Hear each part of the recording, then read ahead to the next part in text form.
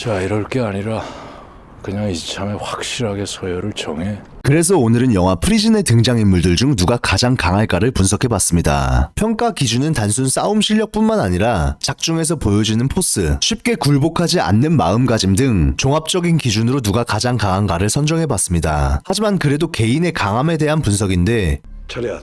사회적인 입지까지 포함시키면 너무 평가가 난해해질 수 있기 때문에 교도소장이나 교정국장은 제외했고 개인의 세력 또한 제외하고 그냥 인간 대 인간으로 봤을 때 누가 가장 강할까를 제 주관적인 기준으로 뽑아봤습니다. 그럼 바로 알아보시죠.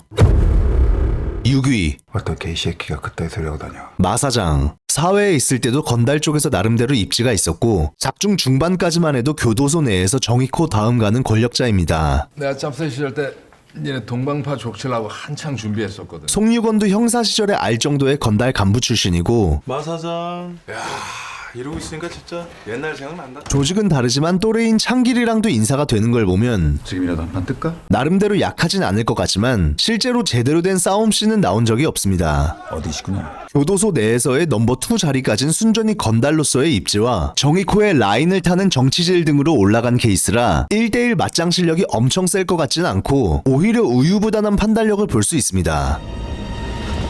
살려면 주십시오. 어차피 궁지에 몰렸으면 정의코한테 한번 대볼 법도 한데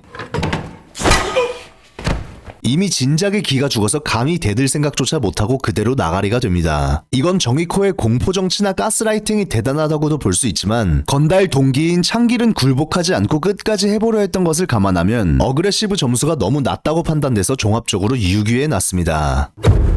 5위 한잔 올리겠습니다.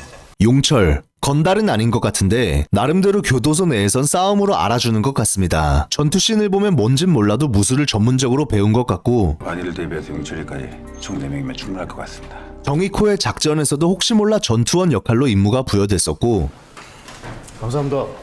별것도 아닌 것 같아. 또 정의코가 나름대로 챙겨줬던 것이나 원래 마사장의 오른팔 포지션이었던 걸 보면 이미 공식적으로 싸움 실력이 증명됐다고 볼 수 있습니다. 용철도 사실 맨주먹 싸움이나 링 위에서 하는 격투기로만 붙는다면 송유건이나 창길이보다 더 우위일 수도 있다고 보지만 애초에 마사장 밑에 있었던 걸로 봐선 기가 세다고 할 순 없습니다. 물론 마사장이 건달이기 때문에 굳이 트러블을 내지 않고 그냥 저 정도 위치에서 만족하고 있던 것일 수도 있지만 실수로 손목 하나 날아간 거. 본인이 형님으로 대접했던 마사장이 송유건에게 당한 것을 보고부터는 아예 기가 죽어서 꼬리를 내렸죠. 그래서 단순 싸움이나 격투기로는 몰라도 저 세계관 내에서의 목숨을 건 서열 싸움에서는 의지가 꺾였기 때문에 5위에 놨습니다. 4위 황범모. 범모야. 교도소 밖에서 정의코가 따로 부리는 인물이고 싸움뿐만 아니라 전반적인 일처리 자체가 유능한 편인 것 같습니다.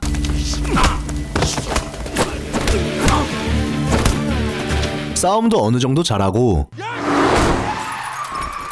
창길이를 처리할 때 보면 사람을 죽이는 것에도 아무런 거리낌이 없어서 용철보다 한 수 위로 뒀습니다. 다만 심학규전 때를 보면 방심해서 기습을 당했고 기습까진 어쩔 수 없었다고 치더라도 그 다음 후속 대처도 아쉬웠습니다.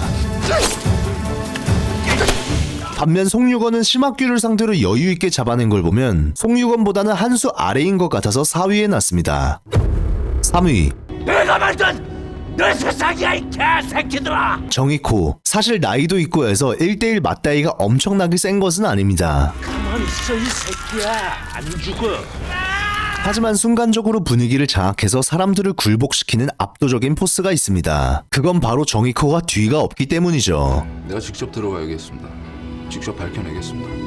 송유건은 형의 복수라는 목표가 있어서 교도소에 잠입한 것이고 너 평생 빵에서 살 거냐? 내년에 출소 아니야? 다른 재소자들도 나가서의 인생이 있습니다. 그래서 당장 교도소 내에서의 입지도 중요하긴 하지만 그게 인생의 전부는 아니죠. 나가서 어쩌려고 그래? 밖에 소문 다 났어. 빵에서 족보도 없는 새끼 밑다 가지고 다닌다고. 너 밖에 나가면 넌 그냥 껍데기야. 창길이도 밖에서의 건달로서 자신에 대한 평가가 신경 쓰인 것도 있기 때문에 리스크를 안고서라도 기어코 정의코를 제낄라 한 것이죠. 하지만 다른 사람들과 다르게 정의코는 교도소에서의 입지가 전부인 인물입니다. 너 이제 나가. 앞으로는 도저히 감당이 안 될 것 같아서. 나가기 싫어? 출소를 시켜준다고 해도 오히려 나가기를 싫어하죠. 내가 만든 말 그대로 이 교도소 시스템이 본인이 만든 자기 세상이라 생각하고 거기서의 권력이 본인에게 전부이기 때문입니다. 그래서 싸움이 났을 때 임하는 각오 자체가 남다릅니다. 적당히 제압을 해야겠다는 마인드가 아니기 때문에 오늘 이 중에 한 새끼는 네 오야지 때문에 눈깔 병신이 될 거다. 사람 눈깔도 서스름 없이 파버리고 본인에게 방해가 된다 싶으면 교도소장이나 교정국장까지 제거하죠. 공포정치로 교도소를 다스리기 때문에 본인의 가오가 조금이라도 떨어지는 것 자체를 용납하지 못합니다. 밑에 놈들 눈깔에 지 윗대가리가 별거 아니구나 싶은 순간 게임 끝나는 거야. 그 권력을 잃으면 본인의 존재 가치가 없어진다고 생각하기 때문에 정의코에게 있어 싸움은 단순한 전투가 아니라 생존이라 목숨을 걸고 그러한 모습에서 다른 사람들은 공포감을 느끼기 때문에 웬만한 사람들은 맞설 의지를 상실하고 굴복해버리죠. 그래서 정의코를 아예 죽일 생각이 아닌 이상 적대하기 상당히 부담스럽고 두렵다는 점을 높게 사서 실제 싸움 실력보다도 더 높은 랭킹인 3위에 놨습니다. 2위 족보도 없는 새끼 어디 빵에서 겁도 없이 대가를 잡아. 창길. 그럼에도 마음이 꺾이지 않고 끝까지 맞섰던 인물이 바로 창길입니다. 송유건과도 한 끗 차이 박빙의 승부를 펼쳤었고 건달 출신이라 그런지 싸움에도 잔뼈가 굵은 모습을 보여줍니다. 대부분의 재소자들이 정의코에게 맞서는 리스크를 지기 싫어서 돈이 든 교도소 내에서의 편한 생활을 빌미로 타협하고 밑으로 들어갔지만 목마른 놈이 우물을 판다고 난 도저히 너랑 같이 빵생활 못하겠다. 창길만큼은 끝까지 굴복하지 않았습니다. 송유건에게도 마찬가지로 한번 1대1 싸움에서 제대로 싸워서 졌었지만 내가 봤을 때 너 얼마 안 가서 그 송유건이 미친 새끼한테 너 밀린다? 그 이후 송유건을 까다로운 상대로 여긴 것뿐 기세가 꺾이지 않았고 방식이야 비겁하지만 어쨌든 끝까지 자신의 복수를 하려고 했습니다. 물론 맨주먹 싸움 자체로는 이 둘에게도 밀릴 수 있고 쿠데타 실패로 결국 제거되긴 했지만 애초에 마음이 꺾여서 정의코에게 굴복했던 다른 재소자들보다는 위라고 봤고 1대1이면 사실 창길이가 정의코보단 강하다고 봤습니다. 송유건이라는 천적만 없었으면 애초에 교도소 내에서의 입지도 나쁘지 않았을 것이고 쿠데타도 사실상 성공했던 것이라 봐도 무방하기 때문에 저는 창길을 2위에 놨습니다. 대망의 1위는 누구나 예상했듯이 송유건입니다. 1대1